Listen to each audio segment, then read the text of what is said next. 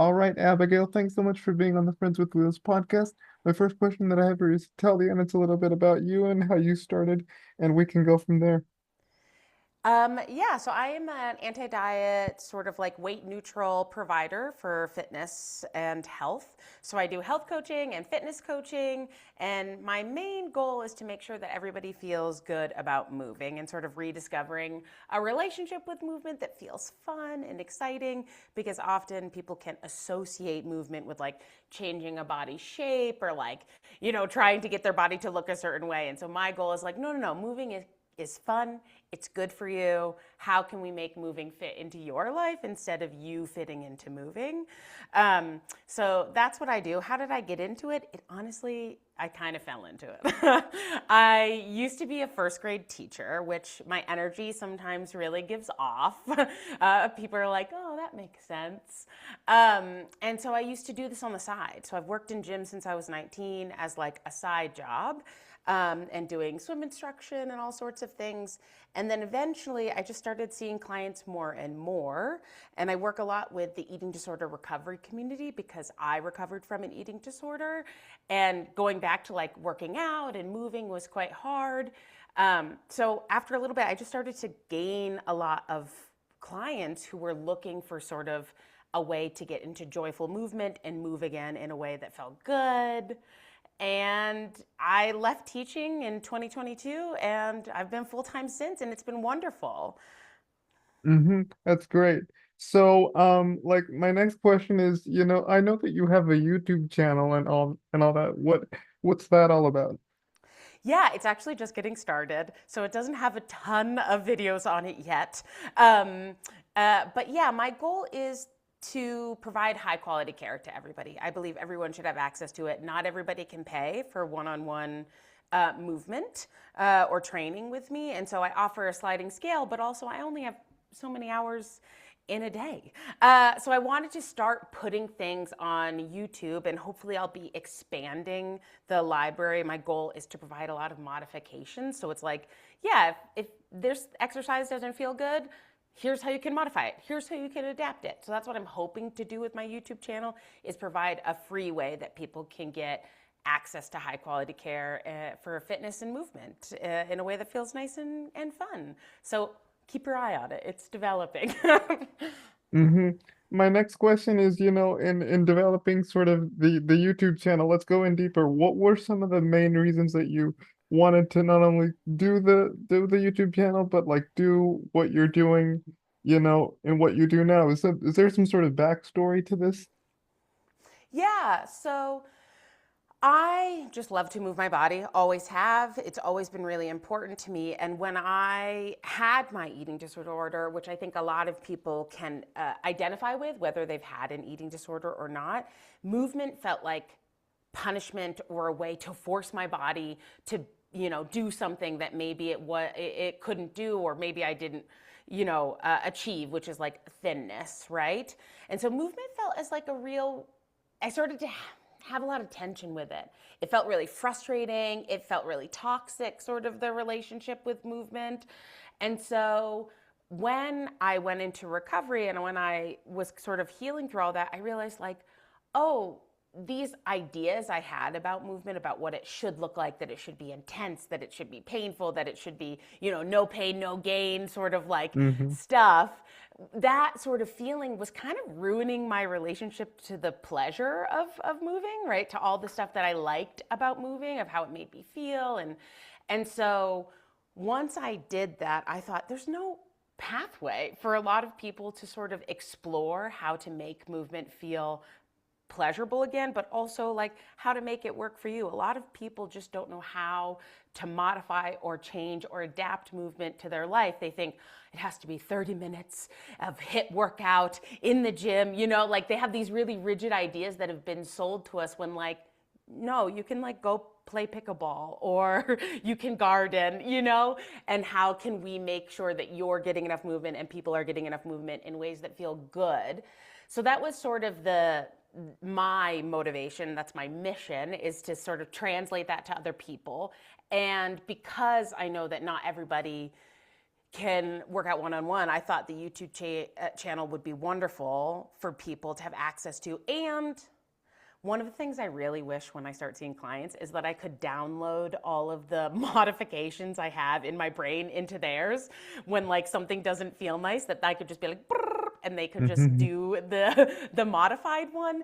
And so hopefully my YouTube channel will eventually have lots of modifications. So if you're like, I don't ever want to do a push-up, or I'm too scared to do a push-up, where do I start? You can kind of scroll back and see like, oh, how would I begin to make my way to doing a push-up or something like that, so that people can have access to that library of modification. Mm-hmm. Because that, which brings me to my next question. Because I feel like exercise is important and everything. But I had a podcast guest a long time ago. She was my elementary school gym teacher, and she and I were talking about how exercise is not it's not a requirement. It's a choice. People choose to exercise or not. The same thing with eating. They choose to what foods they want to eat and that kind of thing. What's sort of your opinion on that? Is it more of a choice or um how important is exercise, I guess? Yeah, I think movement, and that's why I use the term movement, because when people think exercise, they think in a gym or they think structured, right? And I usually talk to my clients saying there's like unstructured movement that you do all day, like getting in and out of your car. And then there's like, structured movement of like, I'm going to go do squats and things like that. And unstructured movement can also be a walk or going to a festival with your friends and you're moving around.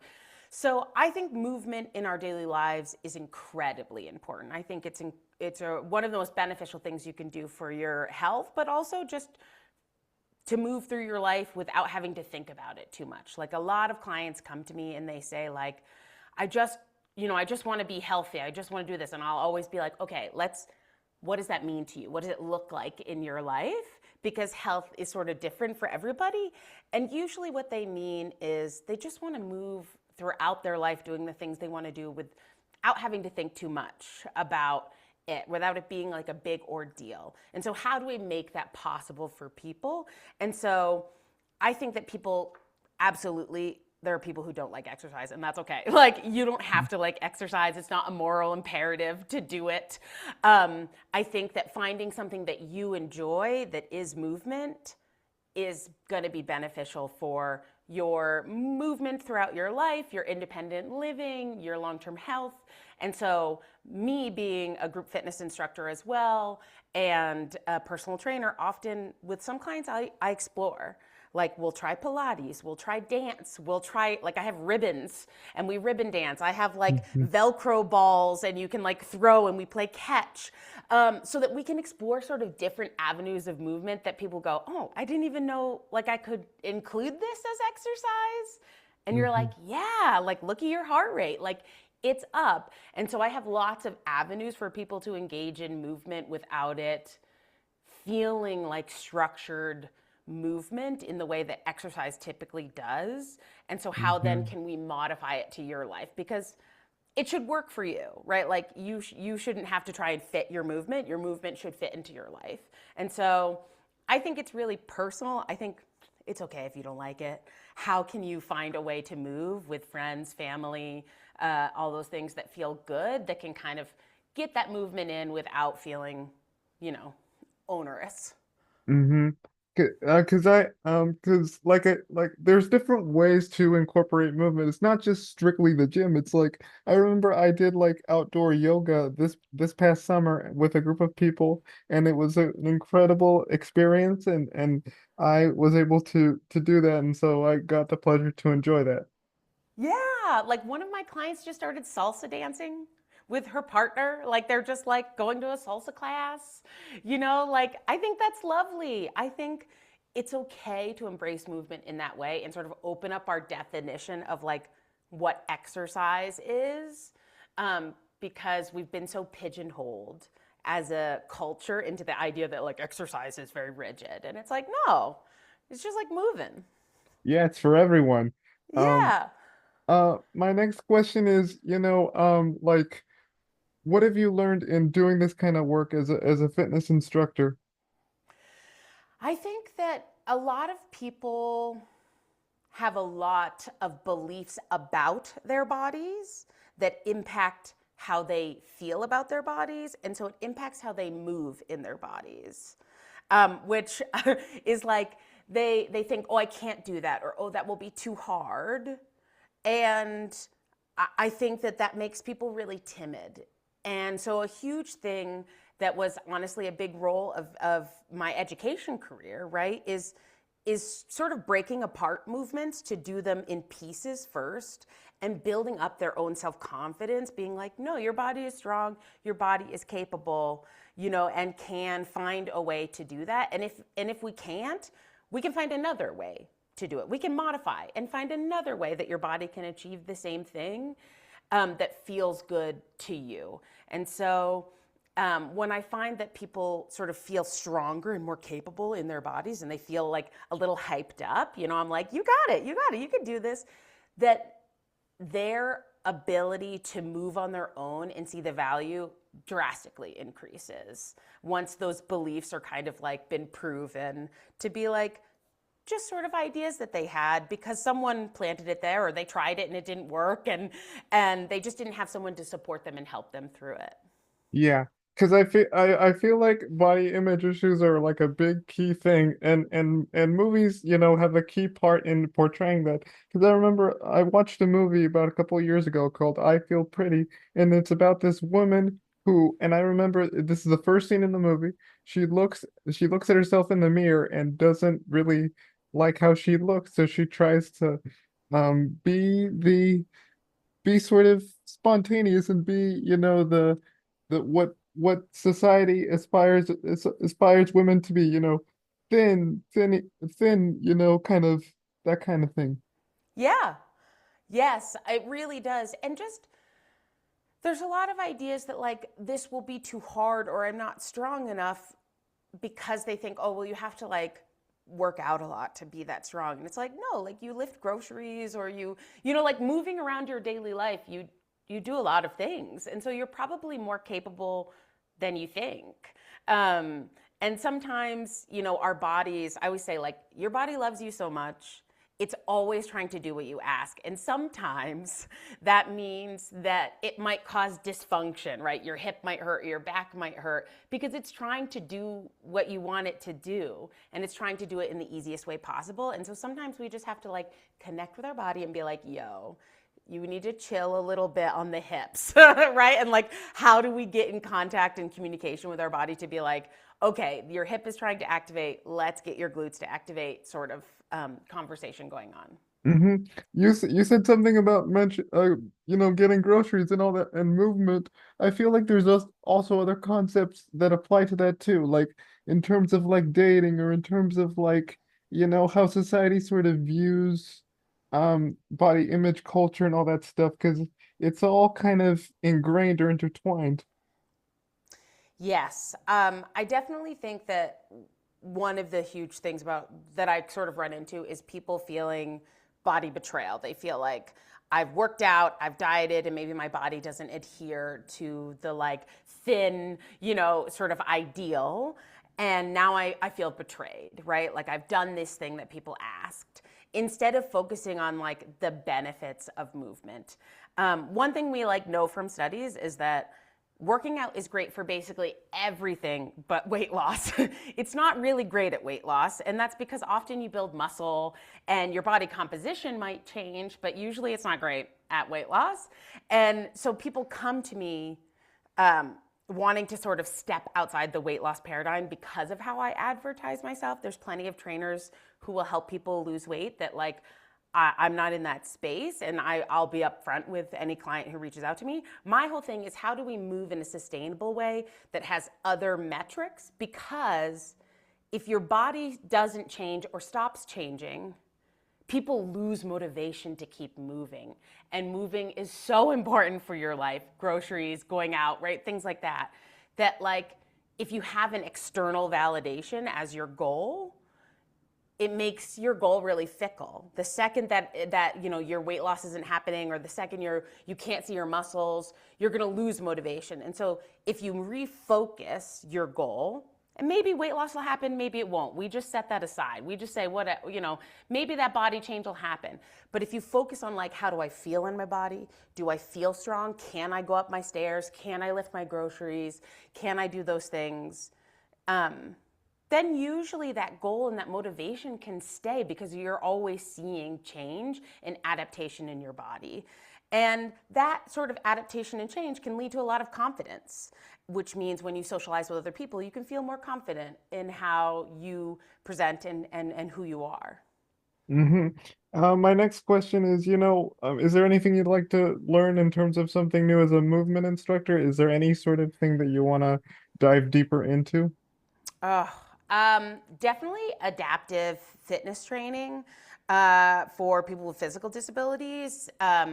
I have a certification in that, but I didn't feel like it was quite as comprehensive as it could have been. And so I'm looking to do another one of those because I find that it's really helpful for any client, not just my clients who come to me and have disabilities or limitations, but like someone will get injured and we might need to move around that injury. And so having sort of the repertoire really helps and benefits all of my clients so that I can address their needs based on how their body is feeling or based on injuries. So that's like a huge one that I am really interested in that is kind of hard to find really comprehensive, at least I have had a hard time finding comprehensive certifications for that because you have to like get continuing education. So that's one area that I really feel very passionately about just because lots of trainers who just go through the classic training, you don't get a lot of explanation in that. And I understand it's like a first cert sort of run through, and then you do continuing education every 2 years. And so it was something I was definitely unprepared for when I started working with clients to be like, oh, how do I adapt this movement so that we can get the same thing, but your body has limitations or your arthritis or you have a knee injury, and how do we work around that in a way that can support you while also maintaining your muscle. Hmm. Lastly, what message do you have for those who are dealing with body image issues, who are in that sort of space of like, I can't do this. How I lost confidence. I don't know where. I don't feel like myself. I think that when it comes to body image, I think that adding other noise is really important, right? So, like, we have sort of a radio station, as I talk about with my clients in our head, and often that can become quite negative because our brain is really tailored to the negative. And so, when we have those negative voices, the first thing is to notice them and be like, oh, that's my negative radio station. Now I'm going to add positives in. And it feels like a real force in the beginning. You have to kind of fake it till you make it to start adding in positive stories of like, yeah, maybe you feel this way right now, but like, remember that other day you did this and that was really great. And you kind of have to add the positive along with the negative to give yourself a wider context because you want to slow down the impact of those negative thoughts about yourself, and give yourself a little more positive thoughts about yourself. And that's sort of like my step one, which can take a long time. And then the other is do things you feel good doing, whether that's movement with your body or art with your body. Like your body is the way you express in this world. And so doing things that make you feel good is a way to remember how lovely it is to have a body and to be here and to be able to express who you are. Um, and so those are like my big things that I sort of work with clients. And then uh, I think that like starting so small, so small. If you're trying to start a new habit or build a movement practice, like take the stakes down. People are always like, Monday I will start and I'll work out for 30 minutes every day. And you're like, whoa, pump the brakes. Let's start with like, you're just gonna do 5 minutes for the week, the whole week. And people are like, Hmm. what? That's nothing. And I'm like, no, no, no. You start small. If you do more, great. If you do less, okay, great. It's all just information that we can work with, right? Because behavior is just information for us to figure out. Um, and so start really small and then slowly build up from there. If you can do 5 minutes a week, Great. Then you're going to do, 10 minutes for the week.